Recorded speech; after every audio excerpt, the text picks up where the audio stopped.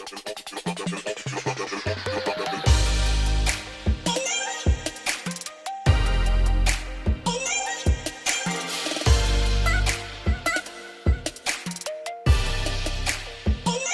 friends, welcome back to my channel. I am Riyas.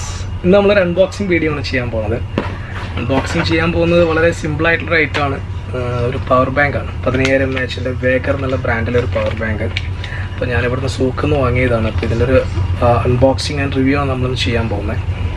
അപ്പോൾ അതിന് മുമ്പ് നിങ്ങൾ ആദ്യമായിട്ട് എൻ്റെ ചാനൽ കാണുന്നുണ്ടെങ്കിൽ തീർച്ചയായിട്ടും നിങ്ങൾ സബ്സ്ക്രൈബ് ചെയ്യുക. അതുപോലെ തന്നെ തൊട്ടപ്പുറത്തുള്ള ബെൽ ബട്ടൺ കൂടെ ക്ലിക്ക് ചെയ്യുക.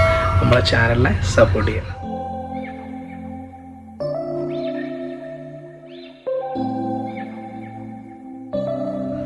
ഓക്കെ, അപ്പോൾ നമുക്ക് അൺബോക്സിങ്ങിലേക്ക് കിടക്കാം. വളരെ ചെറുതാണിത്. ഞാൻ നോക്കും, കയ്യിൽ പിടിക്കാൻ പറ്റുന്ന മൊബൈലിൻ്റെ അത്രയും കൂടെ വലിപ്പമല്ല, വളരെ സിമ്പിളാണ്. ഇതിൻ്റെ കപ്പാസിറ്റി 15000 mAh ആണ്. അപ്പോൾ ഇതിലുള്ളത് ഒരു പവർ ബാങ്ക് ഉണ്ട്. അതുപോലെ തന്നെ കൂടെ എൻ്റെ യൂസർ മാനുവലും ഞാൻ ഓൾറെഡി അൺബോക്സ് ചെയ്ത് യൂസ് ചെയ്താണ്, ടെസ്റ്റ് ചെയ്താണ്. എൻ്റെ ഫസ്റ്റ് അൺബോക്സിംഗ് അല്ല, യൂസ് ചെയ്ത്. കാരണം നിങ്ങൾ പറയണമെങ്കിൽ ഇതിൻ്റെ കപ്പാസിറ്റിയും കാര്യങ്ങളും ചെക്ക് ചെയ്തിട്ടുകൊണ്ട് പറയുന്നത്. അപ്പോൾ ഞാനത് ഓൾറെഡി അൺബോക്സിങ് കഴിഞ്ഞ് ചെക്ക് ചെയ്തതാണ്. ഓക്കെ, എൻ്റെ കൂടെ ഉള്ളത് അതിൻ്റെ ഒരു വാറണ്ടി പേപ്പർ ഉണ്ടാവും.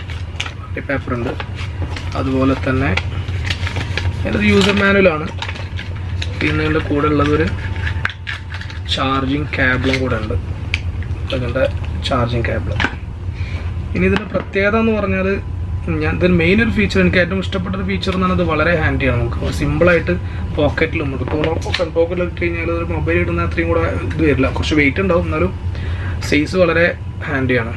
15000 mAh കമ്പനി ഓഫർ ചെയ്യുന്നുണ്ട്, 15000 mAh ഓഫർ ചെയ്യുന്നുണ്ട്. പക്ഷേ ഇത് എത്രത്തോളം കിട്ടുമെന്നുള്ളത് ഞാൻ പറയാം. ഇതിൻ്റെ ആദ്യം നമുക്ക് ഇതിൻ്റെ ബേസിക് ആയിട്ടുള്ള പോർട്ട്സും കാര്യങ്ങളൊക്കെ എത്രയുണ്ടെന്ന് നോക്കാം. ഇതിൻ്റെ മെയിൻ ഒരു ഫ്യൂച്ചറാണ് ഇതാ.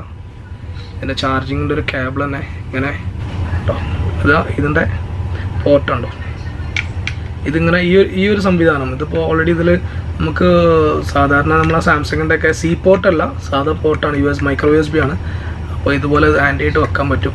അല്ലോ, ഇങ്ങനെയുള്ള സംവിധാനം നമുക്ക് ഇവിടെ ഇങ്ങനെ പ്രസ് ചെയ്തെടുത്ത് കഴിഞ്ഞാൽ ഇതിന് മൈക്രോ USB പോർട്ടാണ്. പിന്നെ ഇതിനൊരു അഡാപ്റ്റർ ഉണ്ട്. നമ്മൾ ഐഫോൺ യൂസ് ചെയ്യാൻ വേണ്ടിയിട്ടുള്ള ഒരു മൈക്രോ അഡാപ്റ്റർ ഉണ്ട്. നമുക്ക് ഐഫോൺ യൂസ് ചെയ്യാൻ പറ്റും. അതുപോലെ ഇതിൻ്റെ USB പോർട്ട് നമുക്ക് പവർ ബാങ്ക് ചാർജ് ചെയ്യാനുള്ള പോർട്ടാണ്. നമുക്ക് USB കണക്ട് ചെയ്തിട്ട് സാധാരണ നമ്മളെ ഏത് ഫോണും ഇതിൽ ചാർജ് ചെയ്യാൻ പറ്റും.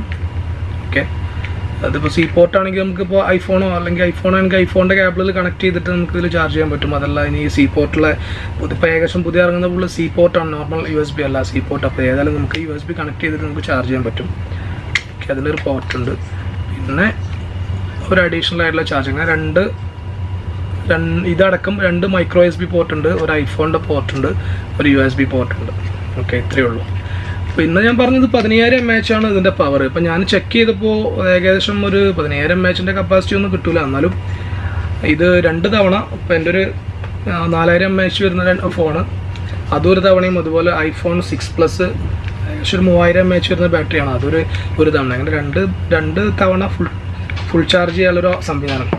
കാരണം അത് വളരെ ചെറുതാണല്ലോ. ഒരു 15000 mAh ഒക്കെ ഓഫർ ചെയ്യുന്നുണ്ടെങ്കിലും നമുക്ക് പ്രതീക്ഷിക്കാൻ പറ്റുന്നത് 2 തവണ ഒരു മൊബൈൽ റീചാർജ് ചെയ്യും. അത്രയും കപ്പാസിറ്റി ഇതിന് കിട്ടുള്ളൂ. നോർമലി ഒരു 15000 mAh എന്ന് പറയുമ്പോൾ അത്രയൊന്നും പോരാ. പക്ഷേ ഇതിന് കിട്ടുന്ന അത്രയേ ഉള്ളൂ. 2 തവണ ഒരു മൊബൈൽ റീചാർജ് ചെയ്യാനുള്ള കപ്പാസിറ്റി ഇതിന് കിട്ടും. എന്നാലും അതും കംഫർട്ടബിളാണ്. കാരണം ഇതിൻ്റെ സൈസും കാര്യമൊക്കെ നോക്കുമ്പോൾ അത് കുറച്ച് ഓവർ തന്നെയാണ്. പിന്നെ ഇതിൻ്റെ മെയിൻ ഒരു ഡ്രോബാക്ക് എന്ന് വെച്ചാൽ, ഞാൻ പരീക്ഷയിൽ എനിക്ക് ടെസ്റ്റ് ചെയ്തതിൽ എനിക്ക് കിട്ടുന്ന ഡ്രോബാക്ക് എന്ന് വെച്ചാൽ, ഇത് ചാർജിങ് കംപ്ലീറ്റ് ആകാൻ വേണ്ടിയിട്ട് നല്ല ടൈം എടുക്കുന്നുണ്ട്. ഏകദേശം ഓൾമോസ്റ്റ് ഒരു 6 മണിക്കൂറെങ്കിലും എടുക്കും ഇത് കംപ്ലീറ്റ് ഫുൾ ചാർജ് ആവാൻ. അതിന് ഇൻഡിക്കേറ്റർ ഉണ്ടാവും ഇവിടെ. ഇൻഡിക്കേറ്ററിൽ ഇവിടെ ലൈറ്റ് ഉണ്ടാവും. ഫുള്ള് 4 ലൈറ്റ് ഉണ്ട്.